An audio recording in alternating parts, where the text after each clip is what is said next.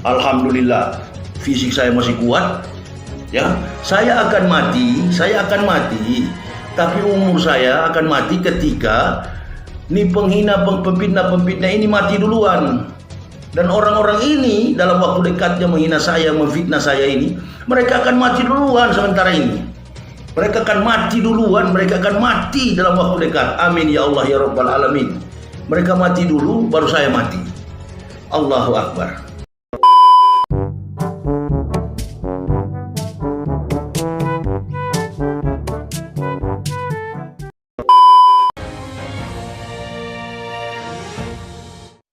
Setelah ditetapkan sebagai tersangka penistaan agama, penceramah Yahya Waloni dilarikan ke Rumah Sakit Polri Kramat Jati.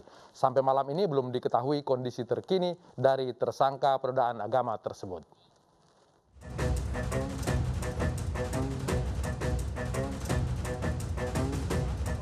Belum sempat merasakan dinginnya jeruji besi Bareskrim Polri, tersangka penodaan agama Yahya Waloni harus dilarikan ke rumah sakit. Waloni dibawa ke Rumah Sakit Polri Kramat Jati, Jakarta Timur beberapa jam setelah dilakukan penangkapan terhadap dirinya. Pengacara Yahya Waloni menyatakan bahwa kliennya terindikasi alami sakit jantung. Hingga kini dirinya belum mengetahui kondisi terakhir dari kliennya tersebut karena belum diperbolehkan masuk. Pasca pemeriksaan BAP di Mabes Polri, begitu beliau mengalami gejala indikasi sakit jantung, jadi langsung dibawa ke Rumah Sakit Polri Kramat Jati ini. Pukul berapa tadi Pak? Sementara Yahya Waloni ditangkap Kamis 26 Agustus di rumahnya di kawasan Cilungsi, Bogor, Jawa Barat. Penetapannya sebagai tersangka oleh Bareskrim Polri ternyata sudah sejak Mei 2021. Butuh waktu hingga 4 bulan bagi kepolisian untuk menangkap Yahya. Tentunya konten video, tentu alat-alat juga yang digunakan oleh yang bersangkutan terhadap kegiatan-kegiatan itu. Dan juga yang menjadi alat bukti nanti keterangan-keterangan saksi. Itu menjadi alat bukti untuk dapat membuat terang daripada tindak pidana yang terjadi. Ya. Dia ditahan nggak Pak? Kenapa? Ditahan atau enggak? Ini kan masih proses, ya. Ditangkap jam 17. Artinya Polri memiliki waktu 1 kali 24 jam. Masih ada waktu sampai jam 17. Maka nanti perkembangan pasti rekan-rekan akan tahu. Yahya sebelumnya dilaporkan karena video ceramahnya yang merendahkan kitab Injil dengan menyebutnya fiktif atau palsu. Kita langsung ke Rumah Sakit Polri, bergabung dengan reporter Yasmin Atania di sana. Yasmin, bagaimana kondisi tersangka Yahya Waloni di Rumah Sakit Polri? Ya, selamat malam Latif dan juga pemirsa. Memang benar bahwa saat ini Yahya Waloni masih menjalani perawatan medis di Rumah Sakit Polri Kramat Jati, Jakarta Timur. Namun untuk kondisinya hingga saat ini kami masih belum mendapatkan keterangan resmi dari pihak rumah sakit, dan akan tetapi untuk dapat dikonfirmasi lebih lanjut bahwa memang berdasarkan hasil konfirmasi kami dengan Kepala Divisi Humas Polri Irjen Pol Argo Yuwono, memang benar bahwa Yahya Waloni ini dibawa ke Rumah Sakit Polri pada kemarin, tepatnya pada pukul 22 waktu Indonesia Barat, dikarenakan Yahya Waloni yang merupakan saat ini statusnya sebagai tersangka ini mengalami pembengkakan jantung. Dan daripada itu, untuk kondisi sendiri saat ini di Rumah Sakit Polri maksud kami terpantau kondusif, tidak terlihat adanya penjagaan lebih dari pihak kepolisian. Oke. Latif. Kalau tadi sore kita lihat ada kuasa hukum yang datang. Apakah malam hari ini ada lagi tamu atau keluarga yang menjenguk Yahya Waloni?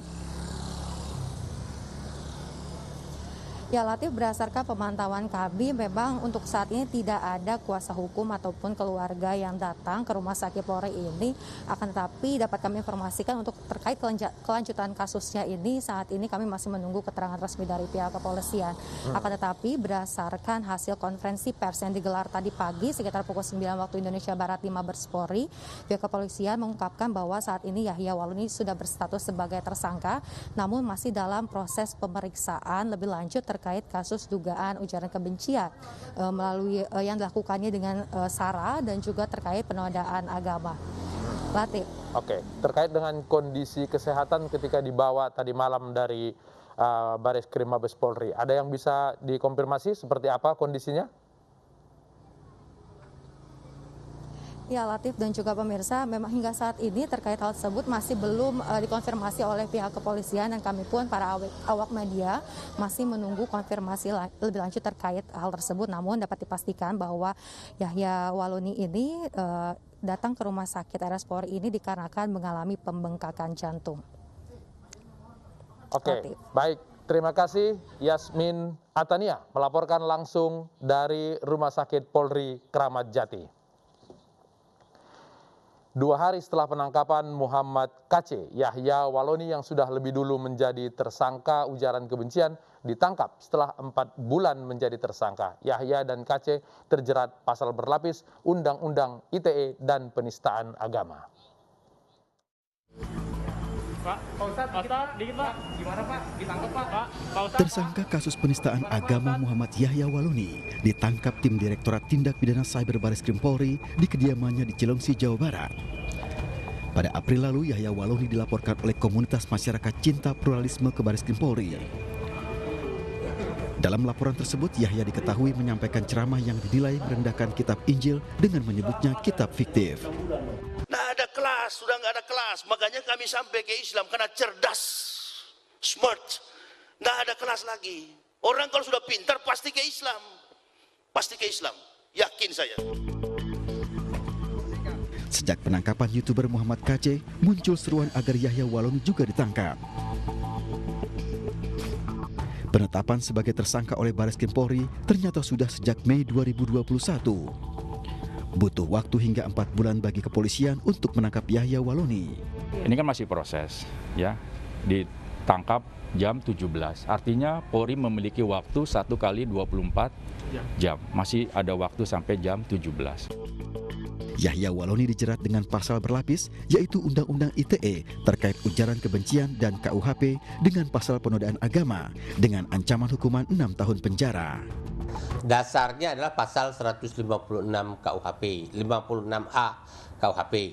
Tapi kalau dia lakukan lewat medsos, itu di teknologi digital ya, ITE, itu ada aturan di dalam Undang-Undang ITE. Pasal 28 ayat 2 dan pasal 45 ya. Sosok Yahya Waloni dikenal kontroversial. Saat memberi ceramah, ia pernah mengatakan semua YouTuber memiliki latar belakang kafir. Yahya bahkan pernah mengaku menabrak seekor anjing dengan sengaja. Saat itu, ia sedang berkunjung untuk berdakwah. Kalau kambing saya rem, maksud saya mengerti. Tapi karena saya lihat anjing, saya tabrak. Hal kontroversial lain Yahya adalah ketika ia menyebut corona tidak bisa masuk masjid dan hal tersebut disampaikan di depan banyak jamaah.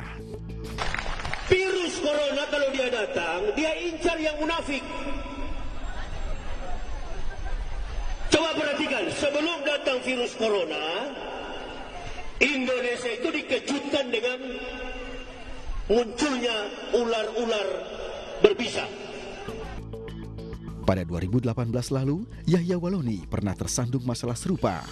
Kala itu ia dilaporkan oleh politikus PKB Abdul Qadir Kading atas perkara ujaran kebencian. Muhammad KC dan Yahya Waloni kini menjalani proses hukum atas kasus serupa, yakni dugaan ujaran kebencian yang tersebar di media sosial. Yahya ditangkap 2 hari sejak penangkapan KC.